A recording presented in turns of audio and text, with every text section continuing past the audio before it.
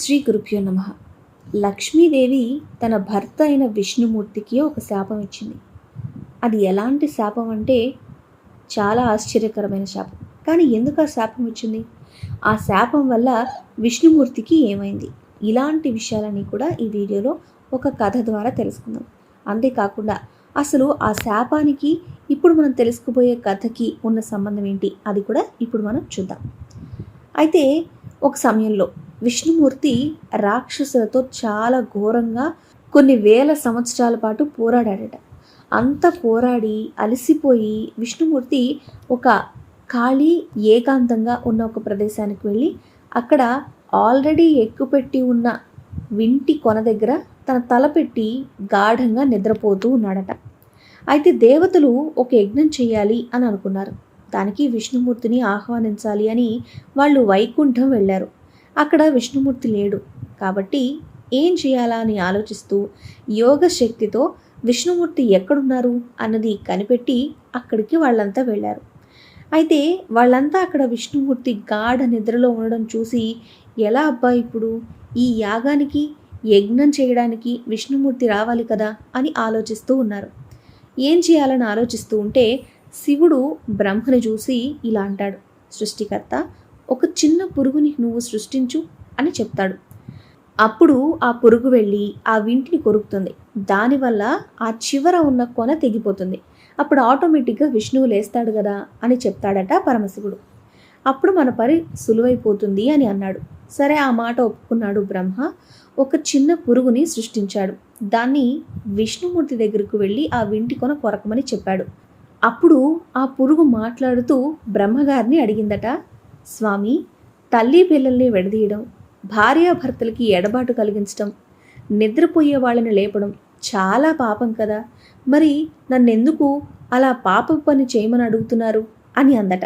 దానికి బ్రహ్మ సమాధానం చెప్తూ, నీకు పాపం రాకుండా నేను వరమిస్తున్నాను.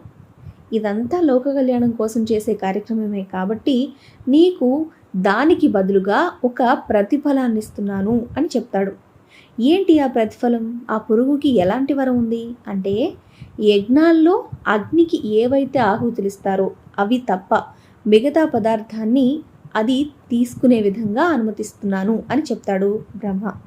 సరే అని చెప్పి ఇక ఆ పురుగు సంతోషంగా ఆ వింటి కొనను కొరికేస్తుంది. అప్పుడు ఆల్రెడీ ఎక్కిపెట్టి ఉన్న వింటి నారి ఎప్పుడైతే అది తెగిపోయిందో చాలా భయంకరమైన శబ్దం వచ్చింది. ఆ శబ్దానికి ధనుస్సు మొత్తం బద్దలయ్యి తల తెగిపోతుంది విష్ణుది. ఆ తల తెగి ఎగిరెక్కడో పడిపోతుంది. మరి దేవతలేమో విష్ణుమూర్తిని లేపాలి అని అనుకున్నారు. తీరా అక్కడ చూస్తే విష్ణుమూర్తి తలే తెగి పడిపోతుంది. ఇలా జరగడంతో అందరూ బాధపడుతూ ఉంటారు. అసలు ఏం జరిగింది? మనం అనుకుంది ఒకటైతే ఇక్కడ జరిగింది ఇంకోటి కదా అని చాలా బాధపడ్డారు. ఎందుకంటే దేవతలకు ఏ కష్టం వచ్చినా సరే వాళ్ళని రక్షించేది విష్ణుమూర్తే. అలాంటిది ఇప్పుడు విష్ణుమూర్తికి ఇలా అవ్వడం చూసి వాళ్ళకి ఏమీ అర్థం కాక ఏం చేయాలా ఇప్పుడు అని ఆలోచిస్తూ ఉన్నారు.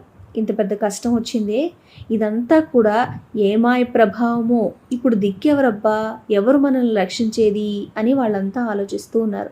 అప్పుడు దేవతలందరికీ ఇంద్రుడు రాజు, అదేవిధంగా బృహస్పతి గురువు, ఇలా అందరూ బృహస్పతిని సలహా అడిగారు.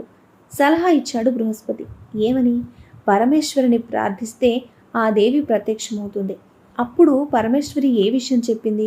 ఇంతకీ విష్ణువు తల తెగిపడ్డానికి కారణం ఎవరు చెప్పారు అని మనం గమనిస్తే పరమేశ్వరి మాట్లాడుతుంది. దేవతలారా, మీ భక్తి ప్రపత్తులకు నేను సంతోషించాను. విష్ణువు తల ఈ రకంగా తెగిపడ్డానికి లక్ష్మీదేవి శాపం ఇవ్వడమే కారణం అని అప్పుడు అమ్మవారు చెప్తుంది. ఒక సమయంలో విష్ణుమూర్తి లక్ష్మీదేవితో విహరిస్తూ ఉన్నాడట. అయితే విష్ణుమూర్తి లక్ష్మీదేవి ముఖం చూసి నవ్వాడు. అయితే తన భర్త తన ముఖం చూసి ఎందుకు నవ్వాడో తెలియలేదట లక్ష్మీదేవికి. ఆయన తనని ఎగతాళి చేస్తున్నాడా, లేకపోతే కొంపదీసి తనకేమన్నా సవతిని తీసుకొస్తాడా అని ఆవిడకి అనుమానం వచ్చిందట. ఇక అంతే, కోపం వచ్చిన ఆమె వెంటనే విష్ణువు తల తెగి సముద్రంలో పడిపోతుంది అని శాపం ఇచ్చిందట. ఆ శాపమే ఇప్పుడు అతని తల తెగిపోవడానికి కారణమైంది అని చెప్తారు. అంతేకాకుండా ఇక్కడ ఇంకొక లింక్ కూడా ఉంది ఈ కథకి. అదేంటో చూద్దాం. అమ్మవారే చెప్తున్నారు ఏంటి ఇక్కడ ఏం జరిగింది, ఎందుకు ఇలా జరిగింది అనే విషయాల గురించి. ఒకప్పుడు హయగ్రీవుడు అనే రాక్షసుడు అమ్మవారిని గురించి సరస్వతి నదీ తీరంలో 1000 సంవత్సరాలు ఘోరంగా తపస్సు చేశాడట. అయితే వాడి తపస్సుకు మెచ్చుకుని అమ్మవారు ఏదైనా వరం కోరుకోమని చెప్పిందట.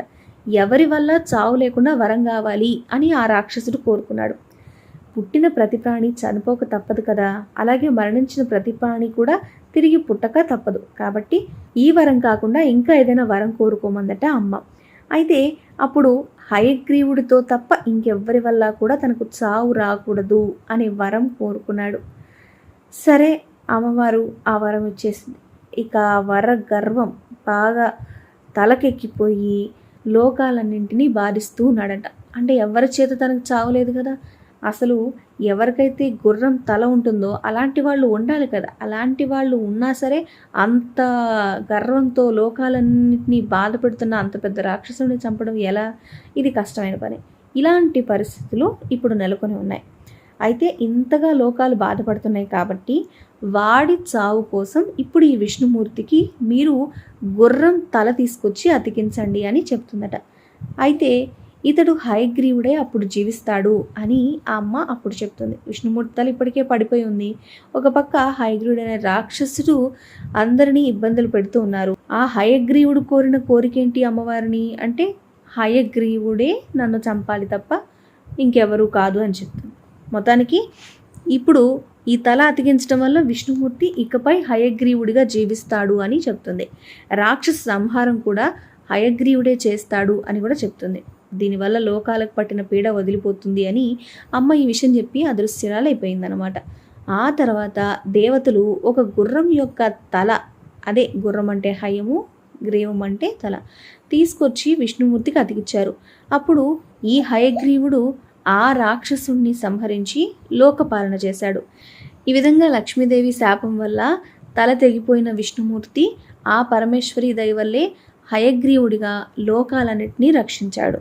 మొత్తానికి లక్ష్మీదేవి ఇచ్చిన శాపం కారణంగానో లేకపోతే విష్ణుమూర్తి హయగ్రీవుని చంపాలన్న నెపంతోనో కానీ లక్ష్మీదేవి ఇలా చిన్నదానికి సవతి వస్తుందనే కోపంతో తలతెగిపోవడం అనే శాపం ఇవ్వడం మాత్రం కొంత ఆశ్చర్యకరమే. ఇలాంటి పురాణ కథలు వినాలి అనుకుంటే ఖచ్చితంగా మా ఛానల్ని సబ్స్క్రైబ్ చేసుకోండి. అలాగే ఈ వీడియో నచ్చితే లైక్ చేయండి. మీకు తెలిసిన వాళ్ళకి ఈ వీడియోని షేర్ చేయండి.